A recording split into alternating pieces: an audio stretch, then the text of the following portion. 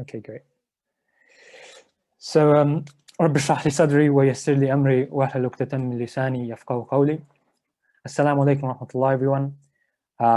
My name is Enes. I'm a third year medical student at Imperial, and I was part of the Vitals team that helped sort of put together this brand new series of workshops. I want to start by sending a big thank you to all of you guys who have joined us this evening for what is the second session of this brand new series of workshops, organized by the student BIMA kind of organization. And as I'm sure you already know, it's called Vitals. So just to briefly recap on what was covered in the previous session, we sort of attempted to address various issues within medical school, such as competitiveness, imposter syndrome among students, overcoming ego and pride, and so on, as well as the sort of respective faith-based solutions to these commonly faced challenges amongst students.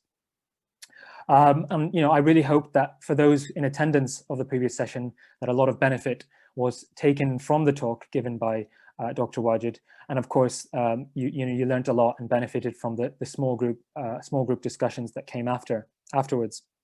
All right. If you want to ask any questions about what happened in the previous session, then you will have your chance to do such in the actual breakout room sessions, with a similar sort of format to how it was organized last time. In this session, inshallah, we'll be looking to build on what was learned last week by delving into topics which include thriving as a Muslim medic, and this talk will be delivered from the lens given by a neuropsychiatrist, and he'll be sort of trying to get you to understand the medical and well-being benefits to the deen. And then also the topic of practicing Islam whilst on a placement, and the associated common difficulties that are typically faced by not just medical students, but it could be any sort of healthcare healthcare student. And within this, we also hope to shed light on aspects of the Seerah, which will hope to serve as guidance for us as we navigate through these challenges.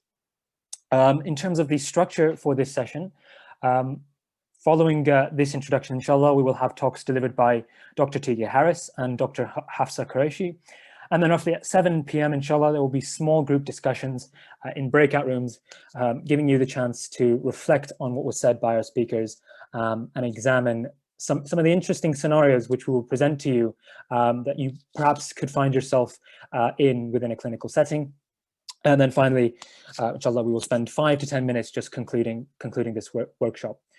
So without further ado, I will begin by introducing our first guest speaker, Dr. T.K. Harris, who unfortunately, may I sort of add that he could not join us live for this session, but he has kindly pre-recorded his presentation for us, which we will play for you shortly afterwards. Just to give some background very briefly, Dr. T.K. Harris is a consultant neuropsychiatrist and an expert in Muslim mental health, or what he often calls mental wealth. He qualified and practiced in the UK and in Africa for roughly about 20 years before taking on a new role focusing on public work with Mufti Menk, who I'm sure many of you are aware of as his ally. He uses various platforms like YouTube and Instagram to kind of promote some of the work and that he's currently doing, and he has several book publications and a forthcoming app called Muslim Mental Wealth. Okay, so hopefully, if you are interested in a lot of what he's going to be talking about, then you have these sort of resources to go to afterwards. And then, of course, if you guys have any questions for Dr. T.K. Harris, which I'm sure many of you will have following the interesting and hopefully beneficial information that is presented, you can send them to us, I think, via email, and we will inshallah forward them to Dr. T.K. Harris to get some answers, which we can then send back to you. Okay, so that's enough from me in this introduction. I think we will now go ahead and play the pre-recording of his presentation. Jazakumullah khair.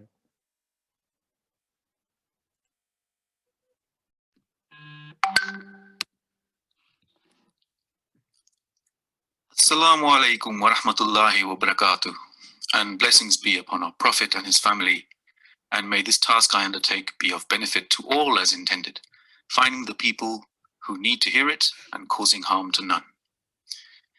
I've made this video for you because making media and writing books is what I do most of the time now. Besides which, it is Tuesday at the moment, and I've adopted a rule that unless I'm scheduled for a work shift, my Sundays are for family time alone. It's a rule that helps me to be available to all parts of life, which I talk about in my research and publications on high performance and well-being, if you want to know more. So on with the talk, inshallah. My name is Tariq Harris, and I'm a neuropsychiatrist. I qualified around 25 years ago and trained in Oxford and Edinburgh.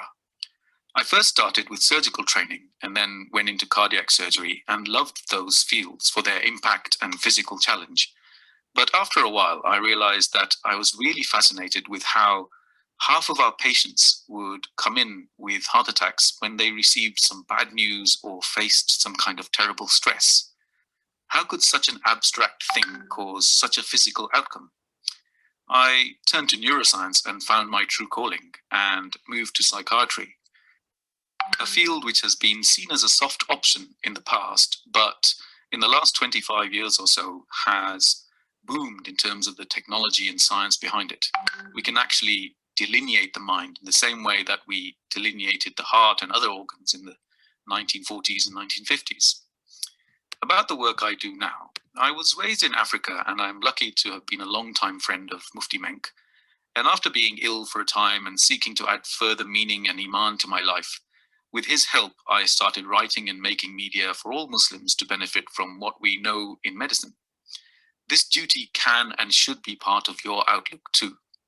I discovered it rather late on, but the more you think about everyday issues such as conflicts, interpersonal emotions, managing other people, and so on, the better you will be as a doctor, and the more use you will be to the Muslims in your life who want to get a full view of real medical issues from someone they trust.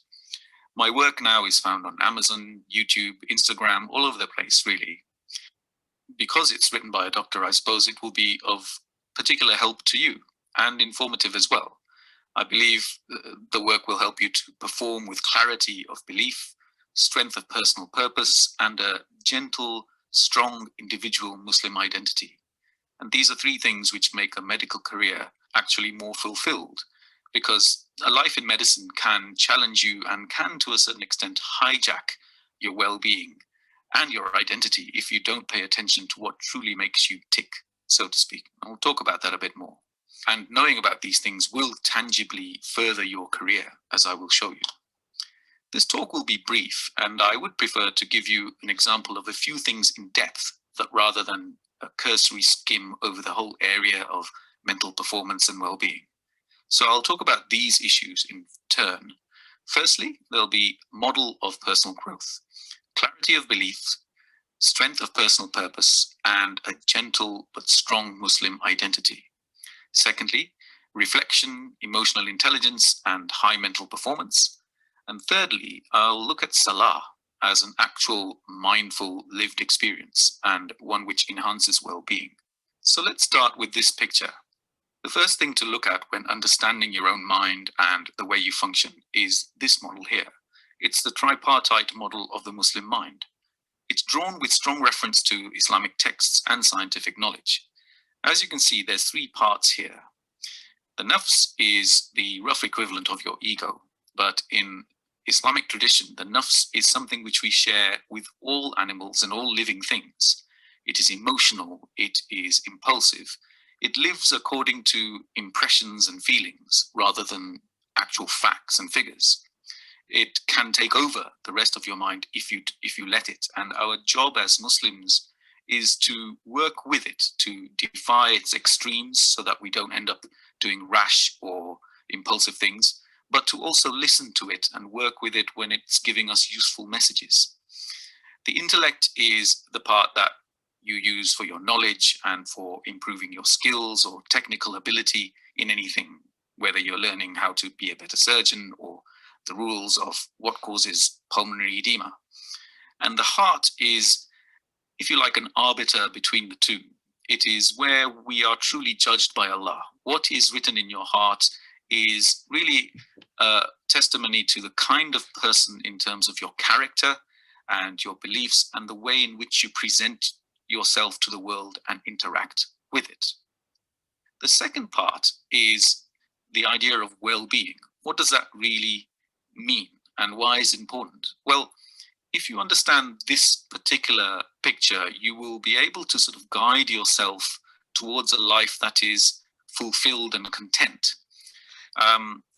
I'll discuss the different parts of well-being in more detail in my books, but as an overview, the idea is that there's 5 components, right? So you've got autonomy, competence, relatedness, a sense of purpose, and a sense of joy.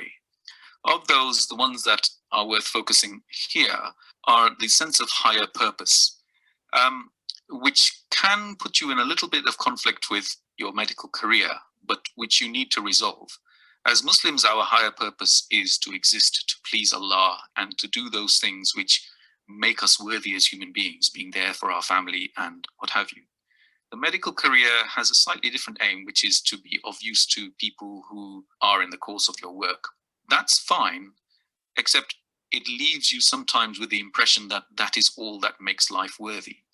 And then you become prone to overworking and giving your all to your career at the expense of things which matter equally, if not more. So keep that in mind. Doctors in Islam have never claimed religious authority in the way that happened in the Western tradition, and we're allowed to be at fault and be more collaborative. And surprise, surprise, that is what is actually happening in modern medicine. But we regard our career as second to our main aims, those of pleasing Allah in the places that matter, our own faith, our care for the people we love. But how do we advance our careers? Well, we use things like emotional intelligence and self-awareness. A Stanford study on professional advancement found that in the corporate hierarchy, technical proficiency only accounted for around 25% of the contribution to someone's promotion and elevation. The remaining 75% was from interpersonal skills and situational awareness, which includes to a large extent things like emotional intelligence. You will be entering a workplace which has always been and will continue to be unconsciously biased towards the racial and religious outlook, which are not necessarily your own. If you feel something in your water about being passed over or ignored because of who you are, you don't ignore it. You let that feeling exist, but you don't let it dominate your emotions to anger you. You have ways of working around those issues in a way that's sympathetic, and people will realize your value for what it truly is. And you certainly don't have to work twice as hard as the white people just to prove yourself, as you'll frequently hear from your non-Western peers. That is not the way forward, because it's just a route to overwork and resentment. So here are the principles of reflection and advancement in terms of managing your own psyche and your interpersonal relationships. First is acceptance of emotions as temporary and acceptance of your limitations as a person. Allah knows fully well about your issues and what you face. Allah only expects you to try your best. Allah doesn't reward you for getting fantastic results, or is not interested in your failures, as long as you just do your reasonable best. Don't overdo work at the expense of your loved ones.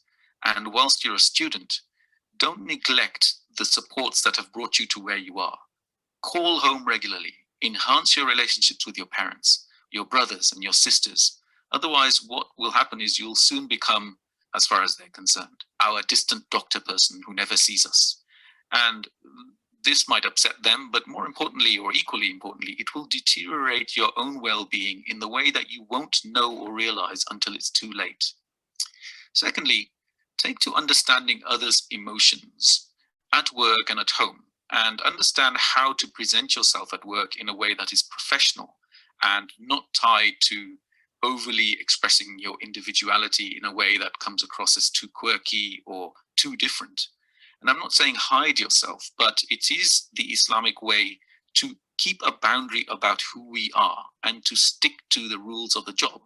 Learn how to read other people, learn how to comfort them, and bring them to your benign influence to help them to become wise. You do things which they are receptive to. And there's clues to that if we look at the triangle again. Realize that this is how people actually communicate. So if they're speaking in an emotional way or about such things as loyalty, or they're being paranoid about something, then that's the nafs at work. If they're presenting just facts and figures in trying to convince you as to the data or to the rationale for some treatment, that's the majority of academic medicine, then that is the intellect at work.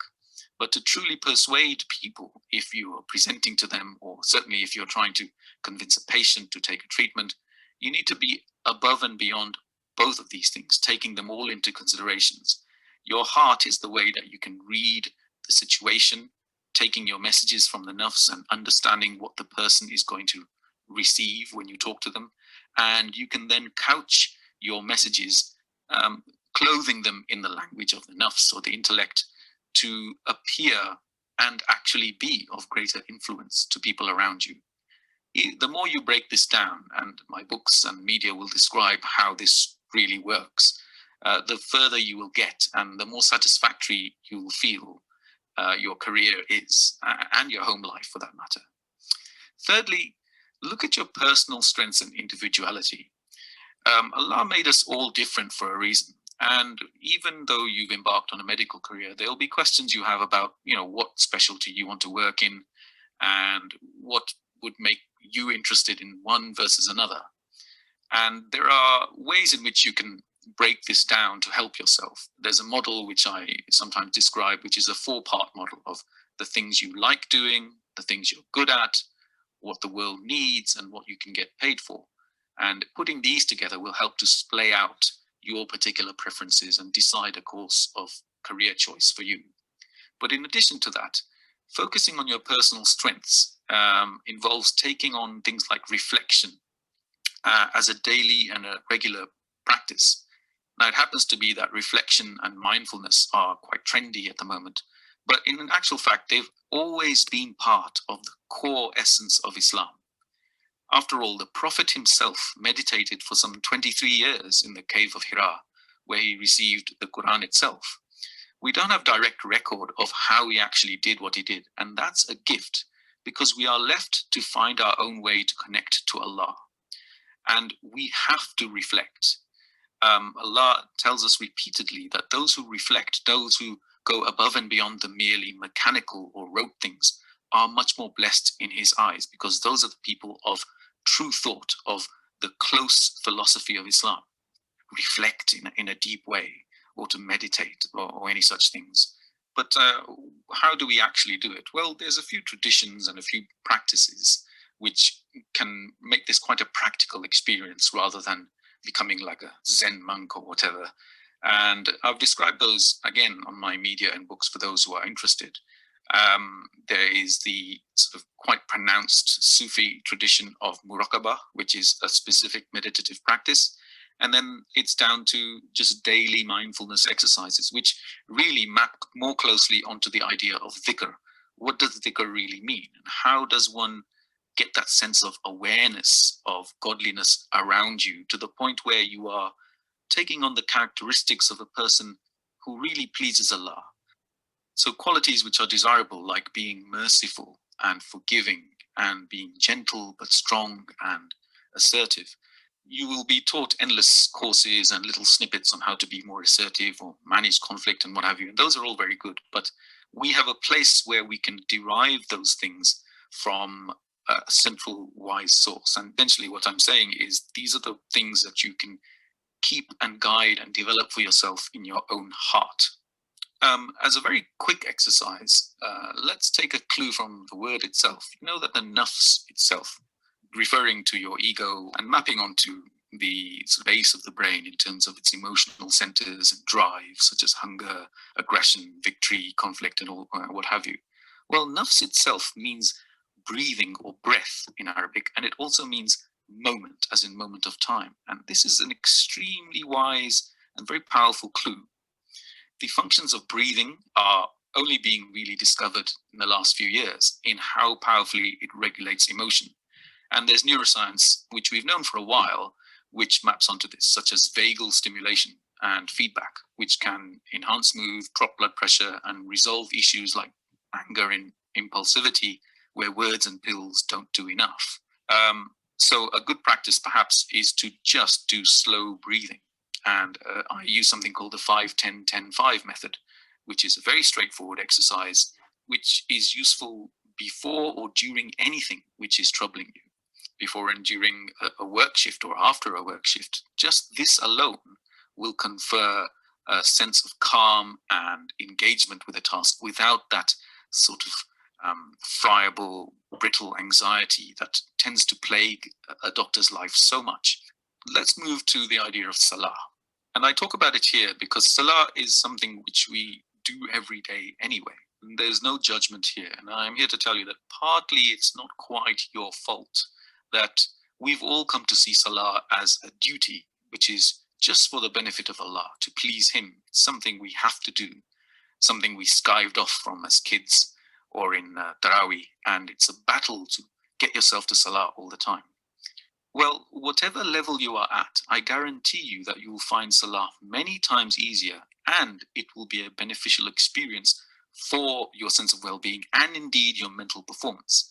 There's a few studies which I talk about on my blog, which looked at people who pray salah with a mindful, deeply meditative approach, and pre and post EEGs show that these people were significantly calmer, and pre and post cognitive tests show that those who prayed salah with this sort of mindset improved in both their concentration, their reduction in level of errors, and were able to test called tasks. So remember that salah was a deeply meditative experience even in the Prophet's time. Do the mechanical stuff really just enhances your experience of salah as something which is connecting you to Allah every day, 5 times a day, and it is at His invitation. He believes it will benefit you so much that He demands you do it 5 times a day. So let's find the clue in that, because everything He tells us is really for our benefit. When we please Allah, we are doing something which He actually told us was intended to benefit us. So I'll move to an extract from a couple of my sort of instructional media on salah, because I think they're well placed here, and as something that you can implement today, which will help you today. There's no better thing than improving your approach to salah and getting more out of it. You will please both yourself and Allah. So let's sum up the 10 A's to begin with in this picture.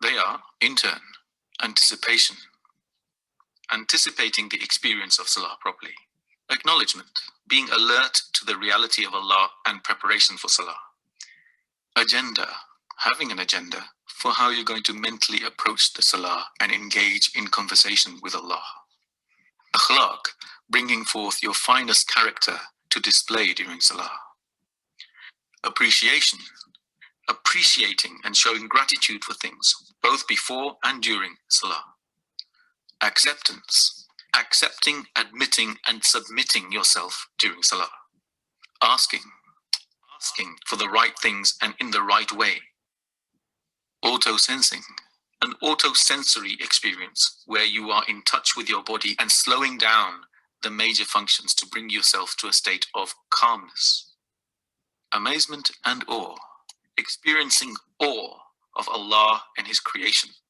and finally, adding to the experience by being with other people when you pray salah.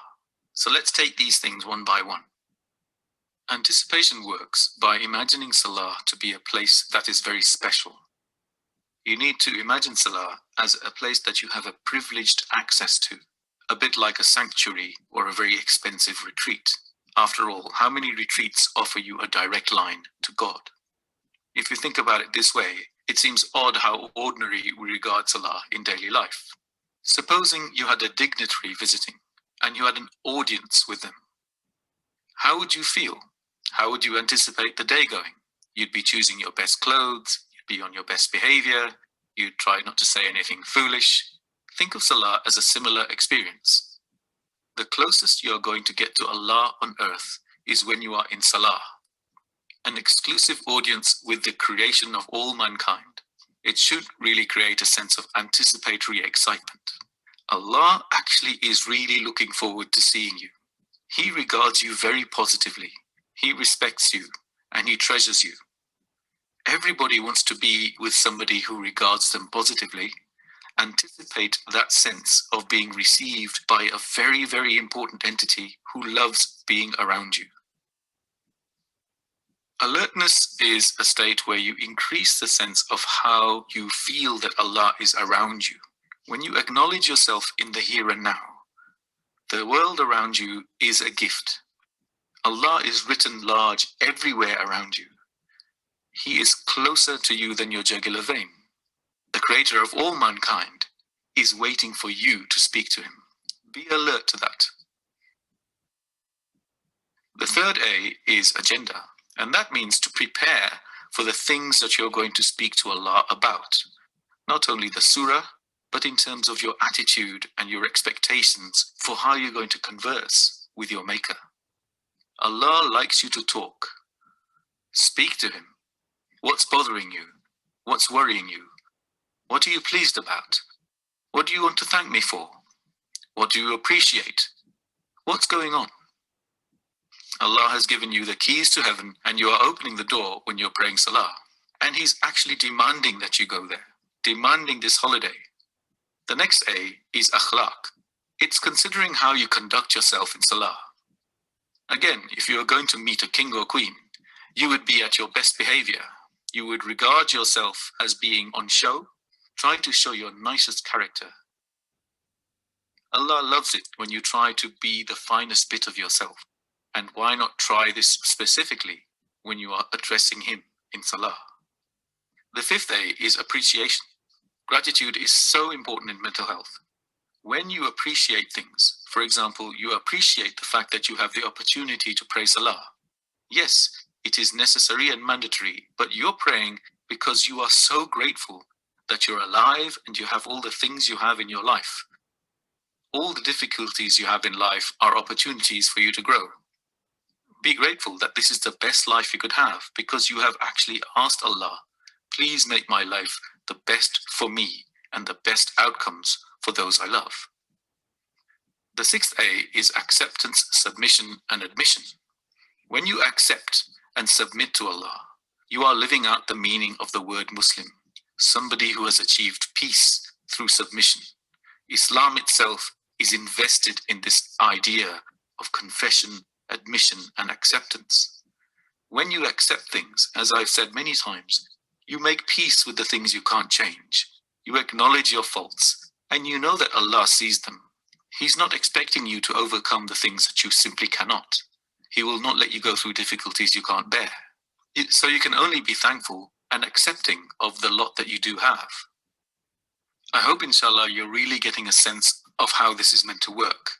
So I hope you enjoyed or found that little segment useful. It's not complete, but it is a snippet of stuff that is freely available on my media channels and is described in much more detail in my books and other media. But I'll leave you with this idea. To be complete as a doctor, bring your own identity to it and don't let the career determine your welfare and how you spend your time. Give yourself to your job, but do better by working smarter with self-awareness and emotional intelligence and Islamic awareness as your allies. I'm aware that this is a brief talk, but you have the consolation of being able to contact me specifically. Here's my email address, and I always welcome inquiries from fellow medics. I advise you to look at the books, share the media, and gain the benefit from the work that Mufti and I are doing in this. And if you want to contribute to my mental health access mission, which is eventually hoping to give all of my work to Muslimin for free of charge, which we're working towards, inshallah, over the next 2 to 5 years. Ameen wa rahmatullahi alameen. Please do direct your questions and comments to me at my email, and I hope you have a beautiful remainder of conference and that you take all the setbacks and victories that you face in life in your stride. May Allah bring you enjoyment and fulfillment in your life as a Muslim medic. Wassalam.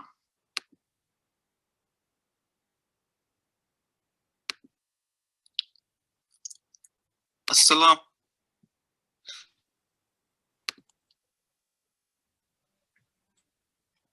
Yeah, Jazakallah khairan for Dr. Tika Harris for actually putting that pre-recording together for us to hear.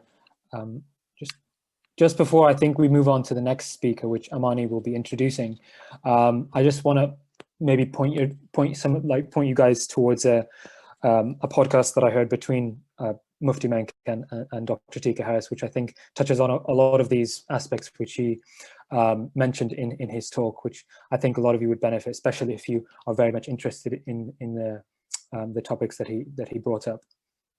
And that's on Spotify as well, in case you're interested. And that's honestly how I came to know about Dr. Tika Harris as well.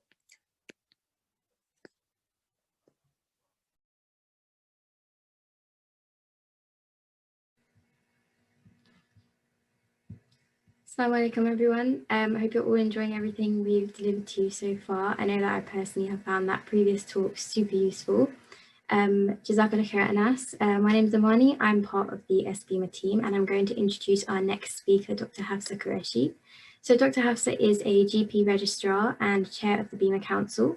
She played a key role as policy lead for the HBBE team, who worked on guidance and policy changes for Muslim female healthcare professionals. Specifically, the HBBE team's work has led to direct improvement in policies for cloth hijabs being worn in theatres and modifications to the bare below elbows policy on wards when we're in contact with patients. As a student, Dr. Hafsah was heavily involved with her university's Islamic Society, and all of these experiences make her an invaluable source of advice for us as students.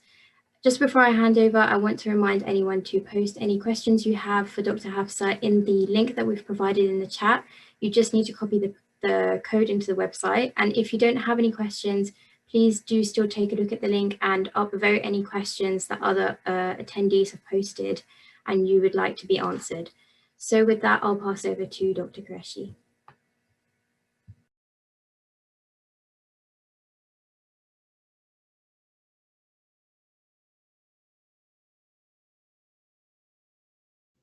Assalamu alaikum, everybody. Thank you so much for having me today, and great to see so many of you here tonight, mashallah. Really excited to be here. So can you all see my screen?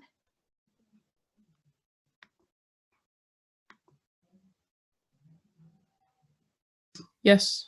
No, we can't. Can you see my slide?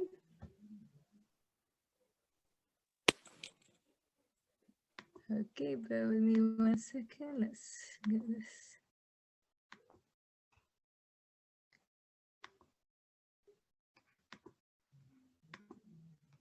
Can you see my screen now? Yeah, we can see it now. Okay, great. All right, so yeah, maintaining deen on placement. Is it possible? And that's a topic of our discussion today. So yes, thank you for that introduction. So I'll skip over this, but just wanted to say, it doesn't feel like that long ago that I was where you guys are as a student. I graduated in 2011. I then did all my training. I went to Sheffield University and I did all my training in the East Midlands. So I went through F1, F2, GP training, and I'm now a fully qualified GP, alhamdulillah. And I'm also a certified personal development coach. So a lot of the stuff mentioned in the previous talks are very interesting to me, like, all the mindset stuff, how emotional regulation, all that stuff is really very important as well.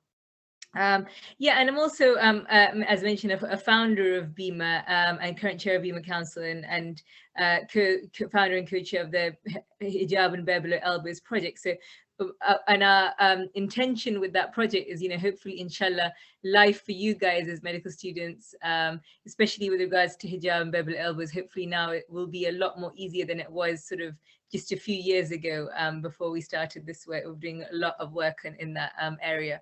And I've also was one, the lead organizer of the first 2 Muslim women excelling in Islam and medicine conferences. So this topic of can we maintain deen, can we maintain our Muslim identity while thriving as a medic is very close to my heart and something I've been working a lot around, inshallah. So I hope my experiences are useful for you guys.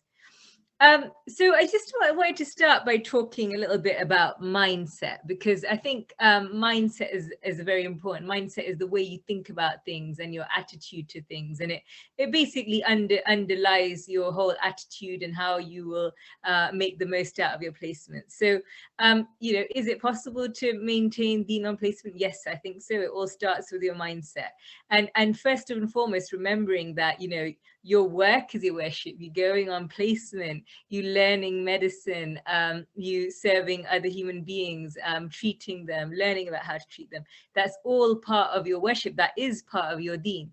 And it's really what I encourage you all to do is, you know, when you're on placement, put all your energy and your attention into it. You know, don't be worrying about, you know, things like imposter syndrome, or worrying about, you know, what do people think of me, or oh, I've got hijab and what will they think of me. Just don't worry about that stuff. Just put all your energy and attention into learning as much as you can, you know, while you're on placements.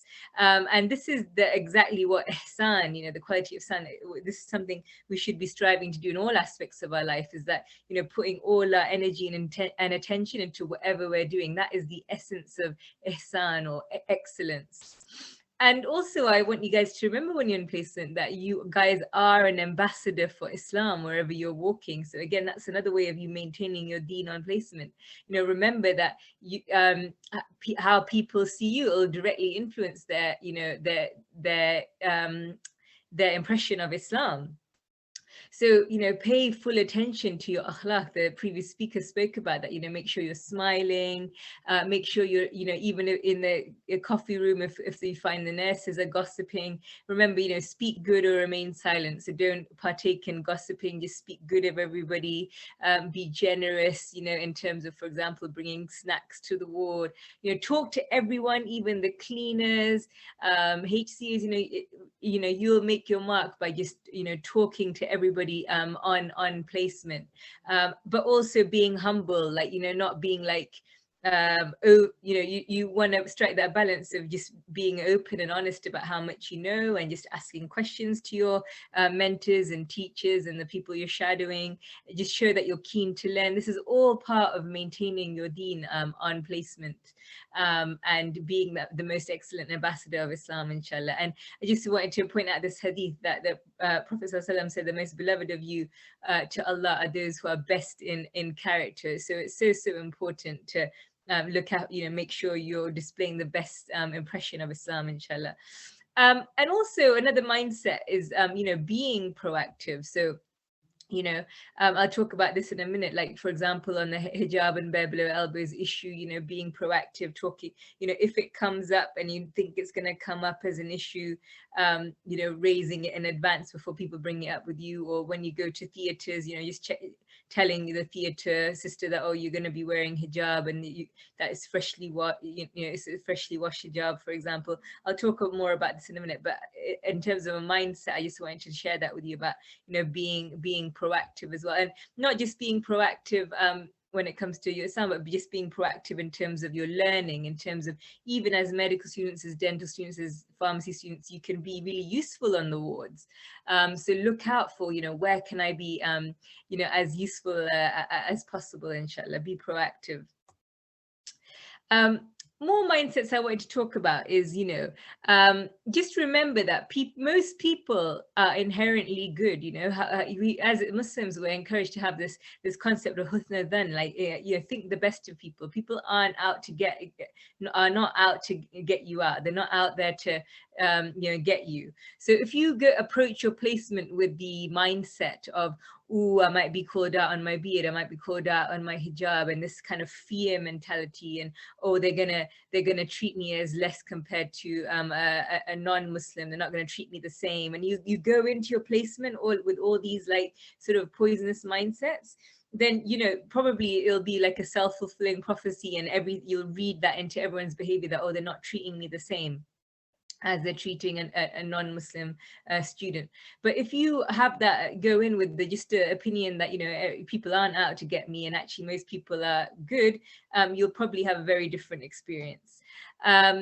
And the other thing, don't be afraid of people asking you questions, like about like, why do you have to pray? Why do you have to wear hijab? What, all these things, be confident in your deen, be confident in your identity, and actually encourage those questions, because it's an opportunity for dawah, You don't want to shove your Islam in people's face, but or at the same time, you want to, if they do come to you with curiosity and questions, don't be defensive about it, just with a smile, just answer those questions. And don't be afraid of people asking you questions about your deen. Why do you have to go off to pray? Things like that. And another key mindset I wanted to share with you guys is that, you can't really predict, or you can't really, there's no real way of knowing how other people are thinking in any given moment, okay? So, in a way, don't worry too much about what they're thinking of you. Don't be, as I say, insecure again about like, oh, is my supervisor, what's he thinking of how I'm acting, or what the nurse is thinking of me, or whatever. You don't be too preoccupied with that, but instead have the attitude, the mindset of, you want to do your best for the sake of Allah. You want to give the best impression of Islam. You want to be the best possible student for the sake of Allah, and just do everything, make it for the sake of Allah rather than necessarily the good opinion of others, because you can't really know what other people are going to think of you as such, but what Allah wants of you, right? So He wants you to have good akhlaq, He wants you to stick to the deen. So do your best for the sake of Allah, inshallah. And remember as well, that Allah has your back, and He, remember that the ayah of the Quran, I think it's the aspect of Surah Baqarah, that Allah won't place a burden on you more than you can bear. So, another, as I say, a mindset I wanted to share with you guys is, we can, especially when we're on placement, I think we can go in with a lot of anxiety. Again, like, will I know my stuff? Will I, what will people, again, will I be able to answer all the questions? And I think imposter syndrome was touched on last week as well. But those feelings, know that having that little bit of anxiety, having that little bit of imposter syndrome, that's actually very normal. Even when you're fully qualified, you still have a degree of that. Like, when you're starting your first day of being a doctor, you have that. When you're starting your first day of being a consultant, you have that, or a fully qualified GP, you have that. It's completely normal feeling. But remember, Allah has got your back. Like, Allah will support you. He's not, inshallah, like, as long as you're present in the moment and you're attentive, He won't place a burden on you more than you can bear. And you start every day with Bismillah. And don't worry about what other people will think about you, for example, going off and praying. Don't let that stop you praying. Don't let that anxiety of, what will people think if I wear hijab to work, or what will people think? Don't let that stop you. When I was starting my first day as an F1, I always used to wear jilbab to medical school and to university. But, when I started F1, I had this little bit in me like, oh, should I stop wearing jilbab? Will people like respect me less if I'm wearing a abaya on the wards? And I had this fear, and I almost stopped wearing a abaya, and I was like having this conflict in my head, because I was like, I don't want people to like, treat me differently or think any less of me. But you know what, I was like, this is all just, insecure thinking. And I just, stuck to my guns, and I carried on wearing abaya. And alhamdulillah, I've always worn jilbab in all my placements, hijab and jilbab, like in all my placements, all my jobs. And now as a GP as well, I still wear a jilbab to work. And I don't feel anybody treats me any differently compared to if I were to not wear the jilbab. I honestly don't. So, just be confident in your deen, inshallah, and don't, even though you may have those anxious thoughts may come up, which are completely normal, don't let it stop you doing what you need to do, inshallah. Trust your inner wisdom. Excuse me. I have a drink here. Now, if you do unfortunately happen to face any conflict or Islamophobia, again, remember to stay calm and don't get angry. The previous speaker talked about like techniques about emotional regulation, or like, taking breaths, things like that. Just remember to stay calm and deal with it in and in a calm way, inshallah. So, for example, we have examples from the Seerah how the Prophet ﷺ did face genuine Islamophobia. He had rubbish, stories like there's a lady who used to throw rubbish on his back every single day, but he just used to shake it off, brush it off. And when she got ill, he went and actually visited her, and she was like, because she was like, oh, one day when there was nobody throwing rubbish at him, he was like, oh, what happened to that lady who throws rubbish at me every day? And he found out she was ill, and he went to visit her like completely calm, and she was so touched by his calmness that she actually accepted Islam.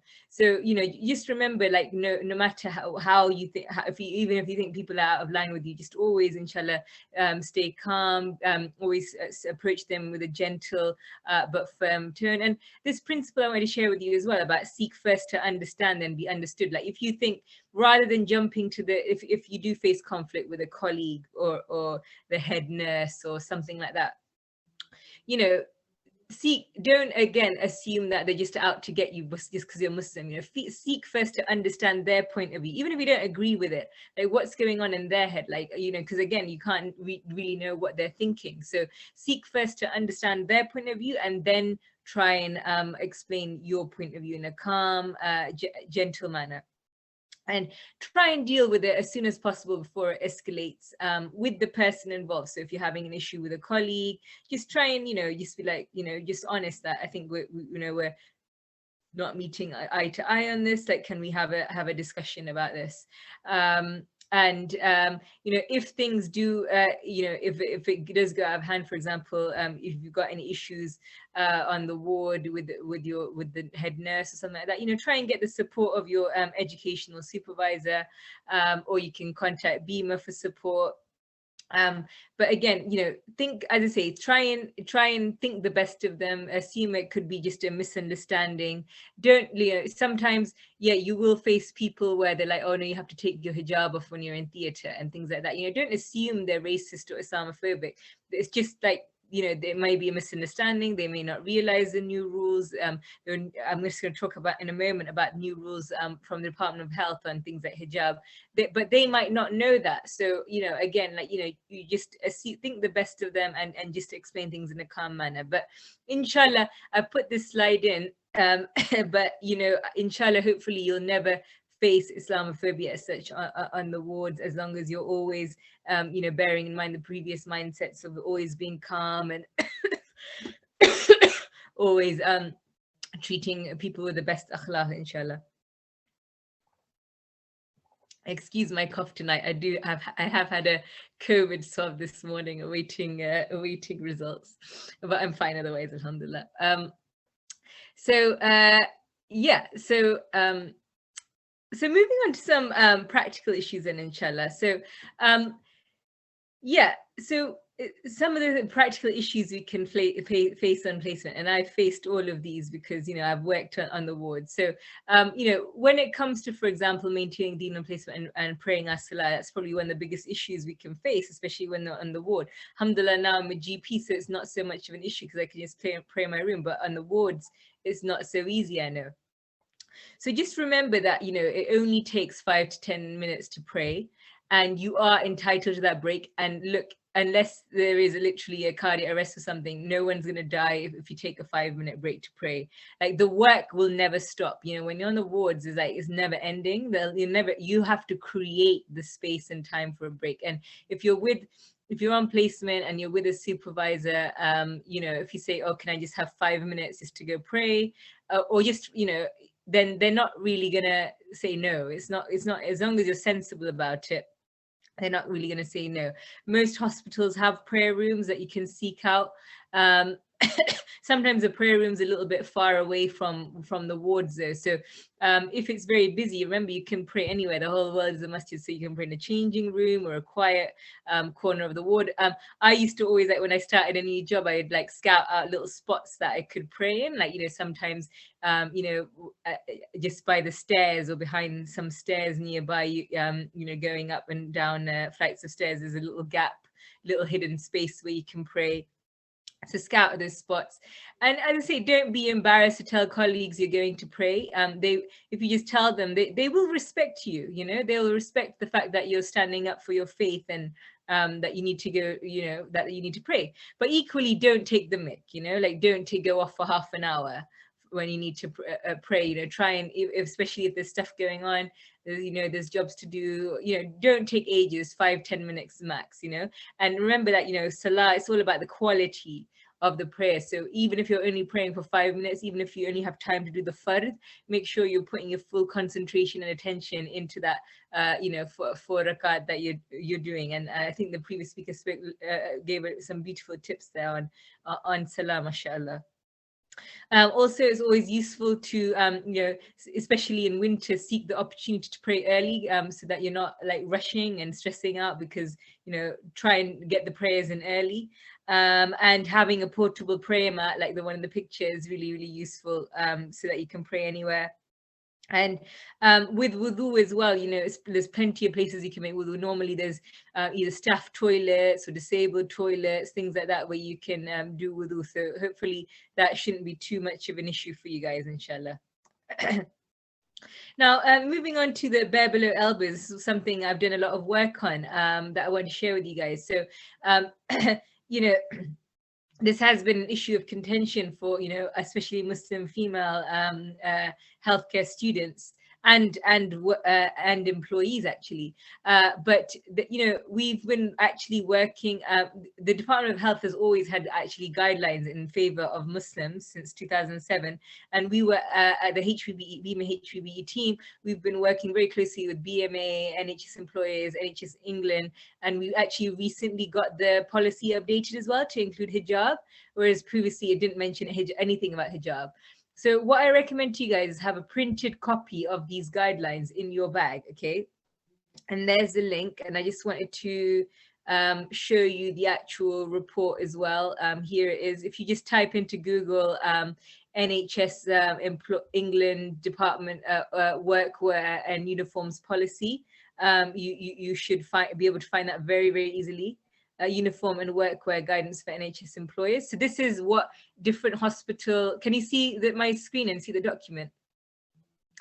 This is what uniform policies are supposed to be based on. So I hope you guys can see that there. Can you get some feedback there? Can you see that? Yeah. So if you go to page 9 of this, scroll down. So for people who wear hijab and who want to keep their sleeves down, I strongly recommend having a copy of this in your bag at all times in case you're called out on your sleeves. But there you go. Where for religious reasons members of staff wish to cover their forearms, it mentions that when not engaged in professional care, ensure sleeves can be pushed up the arm. So it mentions that, and it says headscarves can be worn and adorned neatly in surgical theatres.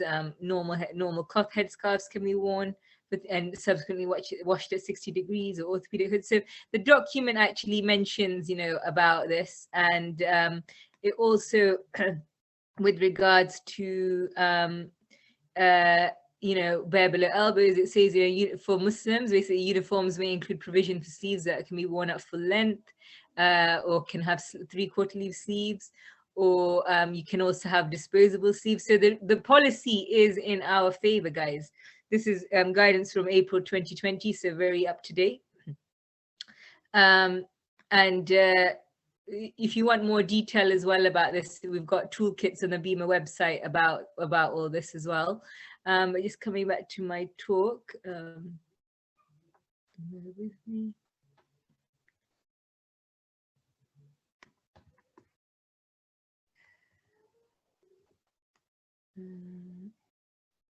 Where's it gone? Oh, where's my talk? And bear with me 1 second while I get it up. Just bear with me 1 second.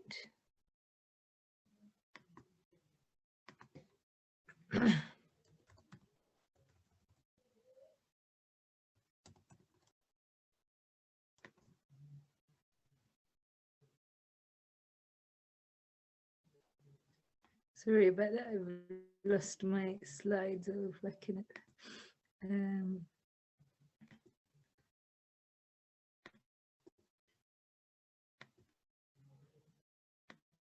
you see my slides again there, guys? Yeah, hopefully. Yeah. So, great. So yeah, so basically what I would recommend to sisters is wear one of those stretchy under tops that you can get, wear like an under top in case you need to wear scrubs, and then which are half sleeves, but then you can always roll up the top underneath. You can have the sleeves down underneath and then roll it up if you're by the patient's bedside. And what this document also says is that sleeves only have to be rolled up for direct patient care activity, which basically means if you're touching a patient or you're basically at the patient's bedside. And you can request disposable over sleeves as well. I mean, not all trusts seem to have that, and it can be a little bit tricky to get that. So the best thing is to have a long sleeve top on underneath, or if you're on the wards, as I say, you can keep your sleeves down if you're by a computer or something. It's only if you go to the patient's bedside that you might need to roll up the sleeves. And just be confident, that in knowing that this policy exists. So when I was an F1, whenever I see like an infection control nurse or a nurse, I'd get kind of a little bit like, I'd get a bit nervous, and I would literally, roll up my sleeves, even if I was at a computer even if I was at a computer just doing like discharge documents, I would roll up my sleeves because I wasn't confident. I was like, oh, I felt like I was breaking the rules a little bit by not having my sleeves up. But if anybody caught, I would get very kind of sensitive, and I'd get very nervous, as I say, if a nurse called me out on it. But by the time I was a GP ST2 and I'd done quite a lot of work on this HPV stuff, I was so confident. I was like very proactive. I took on, I think, my first, second year placement, I printed out the policy, I took it to the head nurse, and I was like, look, just so you know, when I'm on the wards, I'm going to have my sleeves rolled down, apart from when I'm going to be when I'm by the patient's bedside, because this is the policy and support. And because the policy was behind me, the attitude of the nurses was completely different. So as I say, be confident, and having that confidence makes all the difference. You're not breaking any rules, you're not putting any patients at risk by having your sleeves down. So in terms of the hijab as well, again, as I showed you guys, the Department of Health policy is on our side. I would just say, make sure your hijabs are secure and don't have any dangly bits or tassely bits on your placement. And what I'd also recommend is always have like a freshly washed hijab that's an inconspicuous color, like black or blue. Have it in your bag. In case you're called into theatre, because they don't like you wearing the same hijab like on the wards as in the theatres. So you can quickly just change your hijab if you need to go into theatres, and then put like a normal theatre cap on top. And if they call you out on it, you can say, I've bought this and it's freshly washed at 60 degrees. And again, you can show them the policy that's in your bag, in case anyone's saying, oh, you can't wear, in case if anyone says, no, you're not allowed to wear hijab in this theatre, which they may well do because this policy may not have filtered down to them. You can just show them the policy.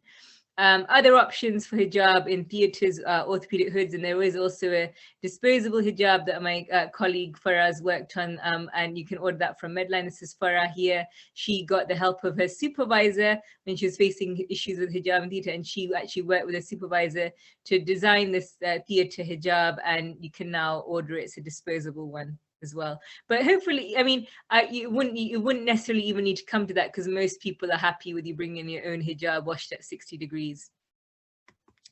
Now, on the topic quickly of socializing, so this is another issue that you might face on placement, which is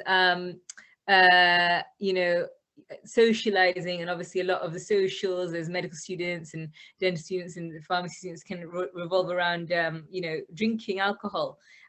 So what I would say to you is, be respectful of your colleagues without compromising your own values. So still always be friendly to everybody, always talk to everybody.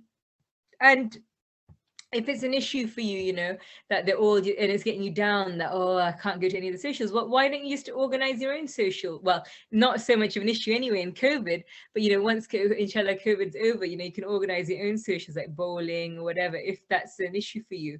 And what I would encourage is, have lunch with colleagues, bring in treats for the nurses, they love that. So, you can be, you can be totally social and friendly without compromising your deen in any way, inshallah.